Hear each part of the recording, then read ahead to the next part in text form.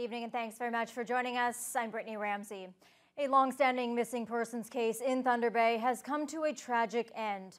Family members of 33-year-old Thomas Kwasny confirmed on social media today that he's been found deceased. The sad news comes 2 days after a body was pulled from the Cam River.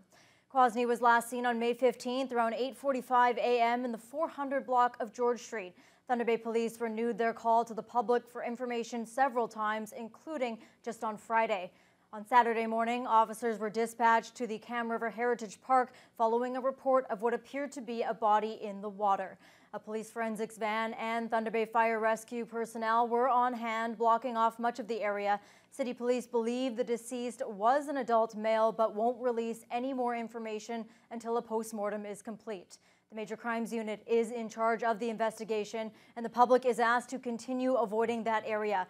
Kwasny's family is thanking City Police for their efforts to find him, and they say funeral arrangements are being planned. On to COVID-19. After a spike earlier this month, the number of active cases in the Thunder Bay District continues to decline. The health unit reporting 6 new cases since Saturday. 1 comes from the Thunder Bay area, while 5 are in First Nation communities. All are due to close contact. Meanwhile, 6 new variants have been identified, bringing the total number of VOCs to 177. The total case count now sits at 3,320. 33 are considered active. That's 6 less than on Saturday. Unfortunately, hospitalizations have been steadily rising over the past week. There are now 15 COVID patients at the regional hospital. 6 are from this district, while 9 are from outside the Thunder Bay Health Unit's catchment area, including 2 who've been transferred from Manitoba. 6 patients are in the ICU. The hospital is currently about 79% full. Ontario will soon be reopening its land borders with Manitoba and Quebec. The government has decided not to extend the closure on non-essential travel past Wednesday's expiry date. The decision was made now that Ontario is in stage 1 of its reopening and after consultations with the Chief Medical Officer of Health. The border closure was imposed in April to reduce COVID-19 transmission.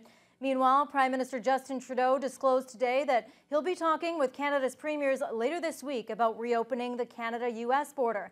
This follows discussions with U.S. President Biden on the issue. A former local mayor and member of parliament learned firsthand over the weekend the importance of keeping a life-saving naloxone kit nearby. Ken Boshkoff says he plans to pick up the free opioid overdose medication after he came across an unconscious man on a sidewalk in Northwood over the weekend. Ryan Benazzo has that story. Former Thunder Bay Mayor and MP Ken Boshkoff was cycling through this Northwood neighborhood on Saturday afternoon when he happened upon a man lying unconscious on the sidewalk. I got off my bike and started basically shouting, trying to rouse the person. And there was no response at all. And so I dialed 911. Another cyclist then stopped as well and was able to rouse the man while Boshkoff was on the phone with the 911 operator, who talked him through the situation until paramedics arrived. They said, ask him what he took, and he responded, you don't want to know. Paramedics soon arrived on scene. Boshkoff doesn't know for sure what the man took, but opioid poisoning increased a whopping 40% last year over 2019. Free naloxone kits are available at any local pharmacy. Pharmacist Sarah Haney notes the medication is easy to use, just a spray up the nose, and it can't hurt someone who isn't experiencing an overdose. Haney urges everyone to have a kit on hand. Even if you yourself are not using an opioid, you may have a friend, family member, neighbor, whoever it may be in your life that is, and you may not even be aware that they are using one, so that's why it's important to have one on hand. Think of it like insurance or, a seatbelt. You hope that you never have to use it, but if you do, you'll be happy that you have it there in case. Boshkoff now plans to pick up 2 kits and hopes others will follow suit. One for my car and one for my bike. If it's going to bring more awareness, then it can only help. Ryan Benazzo, TBT News. Resolute Forest Products has announced plans for an expansion of its Thunder Bay sawmill. The $13 million project will include upgrades to its new log and lumber yard, an increase in kiln capacity, and an increase in cut-to-length debarking capacity. It will also elevate annual production by 40 million board feet more from the current capacity of 330 million up to 370 million. The expansion comes at a time when demand for lumber products is soaring and is expected to create 25 new full-time jobs. The work is scheduled to begin this year with completion by fall of 2022. Lakehead Public Schools started in-person high school graduation ceremonies today. Students at Westgate, Hammersholt, and Superior were able to dress up, walk the stage, and receive their diplomas in a socially distanced manner. Catalina Gillies has more. It's a moment that many students look forward to, crossing the stage to receive a high school diploma. Although the pandemic stopped last year's graduating class from having a ceremony, the Lakehead Board was able to put together in-person events this year for Westgate, Superior, and Hammersholt high schools. Students were each given a time slot to come in one by one with their families, to walk the stage, receive their diploma, and have pictures taken. Westgate Principal Coral Klein announced each student's name as they walked across, along with their post-secondary plans and any awards they received. Student Services Chair Catherine Forbes says normally they would put on a much bigger event with all families in attendance together, but this was the next best thing. The student response to this has been overwhelming. People are so pleased and happy to be able to come back into their school. And the parents, all day today, we started this morning, I've been having such positive feedback from the families, thanking us from the bottom of their heart. Thank you for hosting us. Thank you for bringing the students back into their school for this ceremony to really recognize and honor this milestone in their lives. Student graduates Shirley Chen and Max Chisholm shared their appreciation for the event. Oh, so excited. I know last year was definitely a struggle for everyone. They didn't even get to have a graduation, and I'm just so excited for this opportunity. I'm very thankful because I heard some other schools aren't even allowed in the building, and they've had their principal have to go around to each student's house. So I'm just very thankful that we're allowed to be here today. Graduation ceremonies are set to continue at all 3 public high schools in the city throughout the next 2 days to ensure all students get to graduate in a safe way. Catalina Gillies, TBT News. Meanwhile, the latest Pride Flag ceremonies were held today at the 2 high schools run by the Thunder Bay Catholic District School Board. June is Pride Month, and special flags have been raised across the Thunder Bay region. Today, the Pride flags were flying at St. Patrick and St. Ignatius High Schools. 2 years ago, the flag was raised for the first time at the Catholic Board Office, and St. Pat's Vice Principal Frank Roberto says it was time for the schools to put up their own.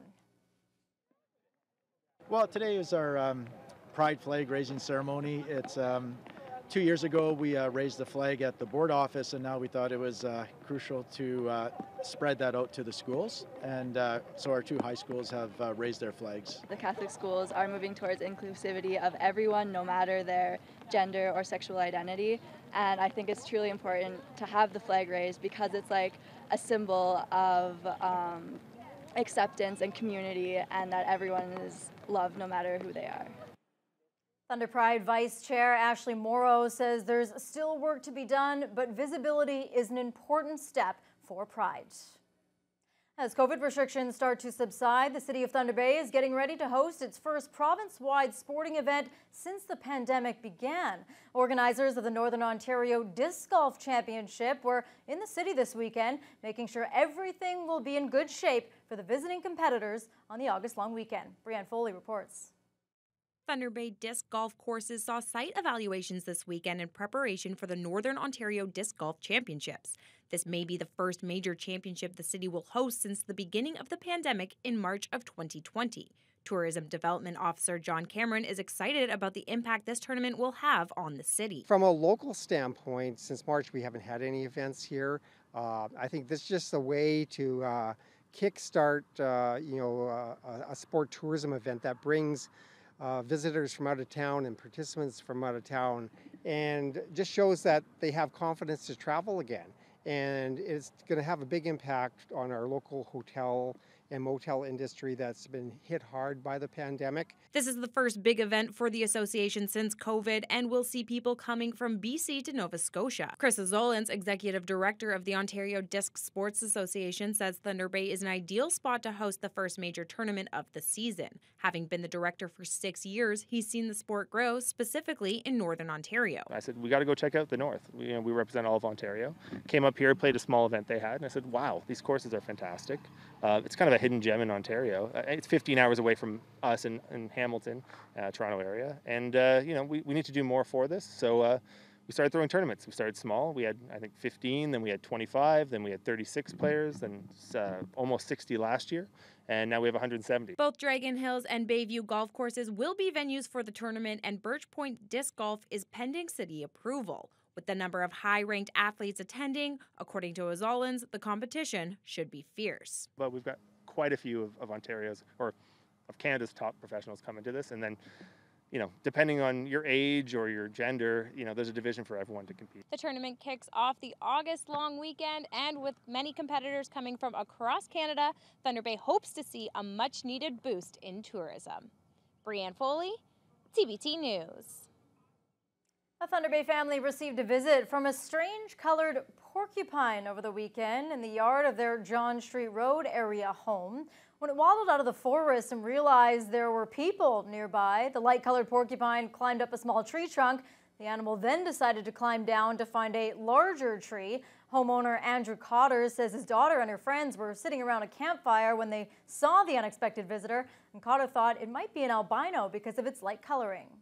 All of a sudden they saw a porcupine come out of the bush, and it was white. At first they thought it was a cat. They didn't know what it was, and then they started taking video, and it climbed a small tree in the background here, and it wasn't very sturdy, I guess. It was swaying quite a bit, so then the porcupine climbed down and went up the big poplar. Apparently the incidence of porcupines being albino is about 1 in 10,000, so we think it's pretty rare and pretty special that it dropped by for a visit.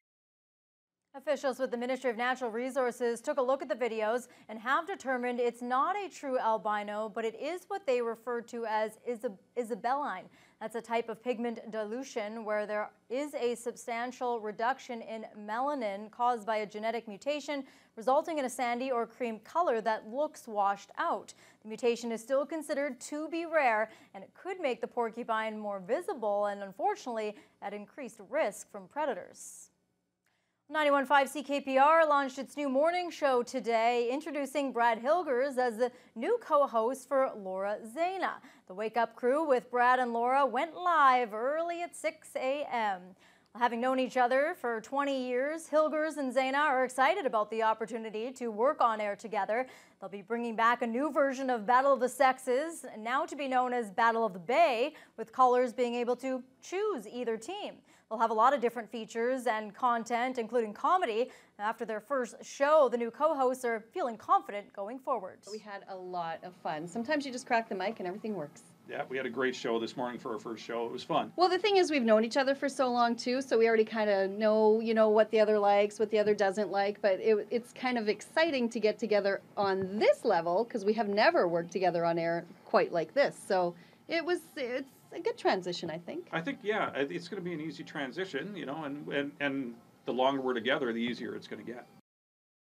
They say new ideas for contests will be a big part of the show, and of course, the fun. New voices to start your morning every single day. 20 years they've been together. Chemistry's